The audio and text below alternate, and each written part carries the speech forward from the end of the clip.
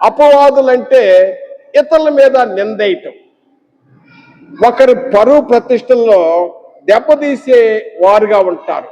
ఒక మంచి క్యారెక్టర్ కలిగిన వ్యక్తిని, ఒక దైవజనుడు లేకపోతే ఒక మంచి క్రైస్తవుడి మీద నిందలేస్తా ఉంటారు ఈ అపవాదు.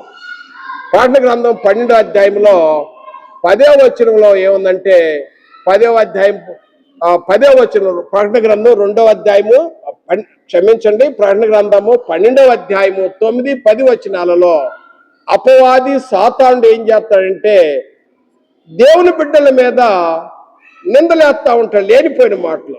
ఆయన సేవకుడా, ఆయన గొప్ప తాగుబోతు, ఆయన క్యారెక్టర్ మంచిది లేదు అంటే ఒకళ్ళని అపనంద వేస్తూ వారి యొక్క ప్రతిష్టను దెబ్బతీసే వారు ఉంటారు. ఎందుకంటే వీళ్ళు అపవాది సంబంధాలు అన్నమాట. ఆ యొక్క లక్షణాలు ఎవరు అంటే అపవాది.